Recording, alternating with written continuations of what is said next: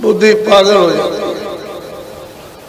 तो ये जीव बेचारा क्या कर सकता, ये इसके लिए विकार है, ये दुश्मन है। इसको हमेशा जीवात्मा को रास्ते पर नहीं लगने दिया, गिराते ही रहे। इसलिए इस जगत में कहते हैं बंधन जब टूटेगा जब महात्मा मिलेंगे और रास्ता मिल जाएगा तो ये बंधन धीरे धीरे धीरे धीरे कम हो जाएंगे। जैसे जैसे कम होते जाएंगे वैसे ही साधना में आप अग्रसर होते जाओगे।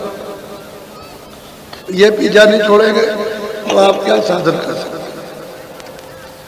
कुछ नहीं कर सकते। ये बंधन तभी टूटते हैं जब आप, और ये मोटे बंधन है, ये जगत के गुरु भक्ति से काट। कहते हैं जो जो गुरु आदेश दें उस शब्दों का आप पालन करो तो ये कट जाएंगे मोटे बंधन। अब रह गए चित्त के बंधन, जो जुगों जुगों से चित्त चिंतन करता आया, अब वो रस्सी की तरह से बंधा पड़ा हुआ, न मालूम कितने जन्म हुए वहां बंधा है। तो मोटे बंधन जगत के गुरु भक्ति से काट, और झीने बंधन चित्त के कटे नाम परता। कहते हैं फिर सूरत को नाम के साथ जोड़। तो जितने भी झीने पहले के जमा जो भंडार है वो सब खत्म हो जाए, उन तारों से कट जाओगे, छुटकारा हो जाए। जब लग मोटे जाए नहीं, जब तक ये बंधन मोटे नहीं जाते झीने कैसे जाए। वो झीने चित्त के बंधन जा ही नहीं सकते। जब दिन रात आप वेद पढ़ते रहो, दिन रात पूजा पाठ करते रहो, दिन रात रामायण पढ़ो, दिन रात भागवत पढ़ो, दिन रात आरती करते रहो, ये जा ही नहीं सकते, ये जाएंगे नहीं। तो जब बाहर के नहीं जाएंगे तो अंदर के क्या जा सकते हैं।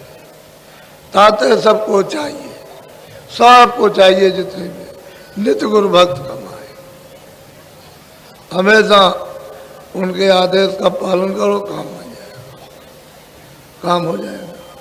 महात्माओं ने बहुत सरल सुलभ रास्ता अख्तियार किया जो सबकी समझ में आ जाए, वही तो वजह है।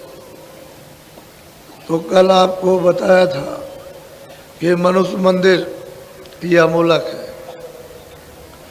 और दरवाजे पर आ गए हो।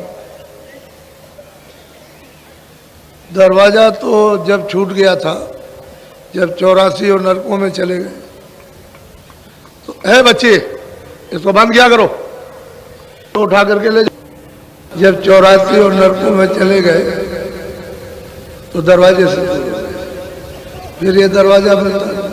तो कितने युगों और कितने कल्पों के बाद आपको मनुष्य रूपी मंदिर में दोनों आंखों के मध्य में दरवाजे पर बैठा। ये सबसे ऊंचा स्थान है, इससे बड़ा और कोई भी स्थान नहीं। जब जीवात्मा को ऐसी जगह बैठा दिया ऊंचे से ऊंचे स्थान पर कि अब तुम यहां से ऊपर ले जाओ, नीचे से तो आए और ऊपर लेते चले जाओ, तो अपना नर्तन बेकार व्यर्थ मत करो, नहीं फिर लौट जाओगे। क्योंकि जो तुम कर्म करोगे उसका भोग भोगना है, उससे छुटकारा किसी का हो नहीं सकता। जो भी अच्छे बुरे कर्म करोगे उन सब को भोगना है, मैं ब्याज के। तो जब दरवाजे पर आ गए हो तो ऊपर निकल चलो। अब वो युक्ति चाहिए, रास्ता चाहिए, भेद चाहिए, उसका कोई साथी चाहिए उसको जानने वाला, तो वो भेद बता दे, युक्ति बता दे, और कहेगा देखो दरवाजे पर ऐसे बैठ जाओ, ये बैठने का तौर तरीका है। बस जो वो बता दे कि ऐसे बैठो तो आपको करना चाहिए। इसमें कितने लोग हैं कि आप देखते भी थे, सुनते भी थे, आनंद भी आता था, ज्ञान भी होता था। लेकिन तुम पर क्या भूत सवार हुआ कि नशा और मस्ती में तुमने कह डाला कि मैं ये देखता हूँ, ये सुनता हूँ। मैंने आपको मना किया था कि देखो बच्चों, ये अमूलक धन है, ये गोपनीय भेद है उस मालिक का। इसको जितना हजम करके रखोगे उतना ही जल्दी प्रकट होगा। तो आपने एकदम बकवास और कह दिया कि मैं देखता हूँ। तो जब से बंद हो गया तब से चिल्ला रहे हो। और हमने तुमसे कहा था कि हम एक बात तुम्हारी नहीं सुनेंगे। पीछे से मत कहना कि भाई बाबा जी ने कहा। हमेशा आपको कूट कूट के समझा देता हूँ, क्योंकि वो तो मैं जानता ही हूँ कि जब भजन करोगे तो तुम पर नशा चढ़ेगा। तो हमारी बात को पहले याद करके रखो, क्योंकि तुमने तो कोई कमाया नहीं। मेहनत की होती तो दर्द होता, मुफ्त का माल मिल जाता है तो बताओ तुमको दर्द किस बात का। तो वो ऊपर बैठे हुए नाराज हो गए, उन्होंने बंद कर दिया। अब तुम रोज चिल्लाओ, ऐसा नहीं करना चाहिए। यही बात है कि गोपनीय जो दरवाजे में बैठे हो, रास्ता चलने वाले से रास्ता लो, जो आता जाता है, जो मंजिल पहुंच चुका, जो पार हो गया वो आता जाता, उससे रास्ता ले। और फिर बैठ करके थोड़ी सी तो वो आदेश का पालन। इधर के बंधन भी आपके फौरन ढीले होते हैं। जैसे ही उधाव से ध्यान लगाओ, ये वो कम हुआ और इधर लगा, तो पहले तो गुरु की तरफ लगाना, ये उधर से हट जाए गुरु की तरफ लग जाए, तो गुरु क्या करता है, इधर लगा देता है। फिर इधर लगाता है कि सूरत को नाम के साथ जोड़ना, उससे प्यार का लगा देता है। तो दोनों काम बन गए कि इधर से हटे गुरु से लगाया, बंधन टूटे छूटे। और फिर उसके बाद में अंदर में सूरत और नाम के साथ जब जोड़ दिया तो वो बंधन ये भी छूट गया, बाहर का अब अंदर का हो गया। तो उनका काम अलग है और हम लोग उसको समझ नहीं पाते। जैसे किसी डॉक्टर, हम देखते हैं डॉक्टर के यहाँ जाओ ना तो पैर भी पटको और हाथ भी पटको, सिर भी पटको। ये बताओ डॉक्टर कैसे दवा देगा और औजार कैसे लगाएगा चीड़ फाड़ करने का। ये तो हाथ भी पटक रहा है, सिर भी पटकता है, पैर भी पटकता है।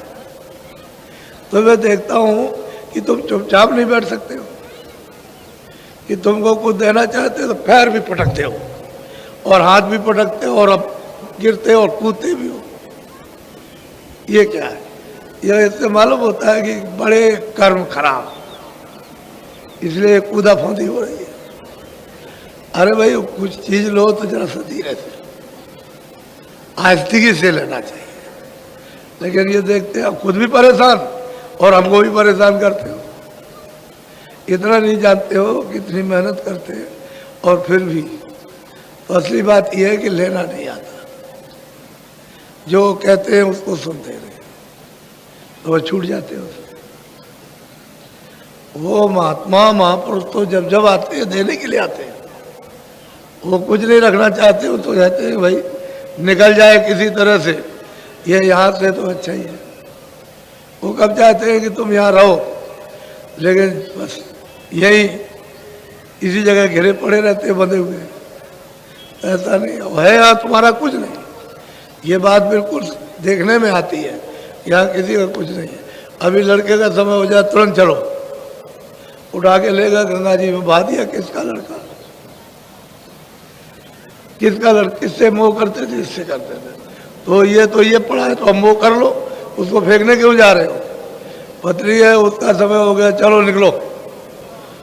पति का समय हुआ उसका, तुम्हारे सामने रोड घटना होती है, रोते चिल्लाते हो कुछ नहीं। ये कौन रो रहा? ममता रो, ज्ञान नहीं रो रहा। ज्ञान में तो रोए नहीं जाता। अगर बुद्धि का भी विवेक हो जाए तो रोना होना कुछ नहीं। अज्ञान रो रहा, ममता रो रही है। इसलिए पीड़ा है आपका कुछ नहीं। अब यह है कि बताया उन्होंने कि भाई तुम देश में आए, तुम फंस गए हो कर्मों में, तो सहज सहज धीरे धीरे सने सने निकल आओ। वो तो ये नहीं चाहते। कोई आदमी कहे कि भगवान कंठी में मिलेगा, कोई जनेऊ में मिल जाएगा, लंगोटी में मिलेगा, लाल कपड़ों में, इससे उससे क्या मतलब है? लाल कपड़े, गेरू कपड़े, लंगोटी, जनेऊ, इससे क्या? ये कुछ नहीं। इसमें कोई मुक्ति हो, कोई मालिक थोड़ी मिलता है। वो तो मालिक तो मिलता है वो निर्मलता से। तो जो भी निर्मल हो जाए, छोटा बड़ा कोई भी हो, किसी जात का, वो निर्मल हो जाए, वो मुझे पाले। वो सुपज भी थे, रैदास भी थे, मीराबाई छत्राणी थी, वो स्वामी ब्राह्मण थे, तो कोई जाट था, कोई मतलब यह है कि बनिया था, कोई कुछ था, तो उससे जात पात उससे क्या मतलब? आदमी होना चाहिए जो निर्मल हो जाए, वही मुझे प्राप्त कर सकता। यहाँ तुम जात पात में बंधे पड़े हो कि वो जात पात से मिलता है। जात पात से क्या? जात पात तो तुम्हारी व्यवस्था है, उसकी भौतिक चीज है कि इस व्यवस्था से रहना हो। जात पात नाम तो एक व्यवस्था है कि आपका नाम रख दिया तो आप पुकारे जाओगे, उसकी तरफ से तो कोई नाम नहीं। तो आप अपनी चीज को समझो, वो तो अलग है, लेकिन वो तो अलग है, उसको भी आप इसी में जोड़ देते हो, तभी तो तुम्हारे ऊपर संकट आ जाता। तो हमने कल बताया था कि देखो कैसे पहला स्थान कैसे प्राप्त किया। जब उन्होंने प्राप्त किया, पहली मंजिल पर पहुंचे तो ईश्वर का दर्शन, तीन लोक के मालिक का दर्शन। फिर दूसरी मंजिल तय की तो ब्रह्म का दर्शन हुआ, जहाँ की कारण वही से उत्पत्ति हुई है। अनाद वेद की उत्पत्ति शब्द स्पर्श रूप रसगंध वही से, वही कारण बीज है। तो बीज अगर मतलब यह है कि नाश कर दिया जाए तो जीव छुटकारा पा गया। जब तक बीज नाश नहीं होता तब तक किसी मंडल में भी सूरत पहुंच जाएगी तो उसको फिर वापस आना है। ईश्वर के लोक में पूजा है, ईश्वर का साक्षात्कार करे, वहाँ रहे, उसको भी वापस आना। फिर ब्रह्मलोक में पहुँचे, लोक में रहे, वहाँ ब्रह्म का दर्शन करे और उसके बाद में उसको भी लौट के आना।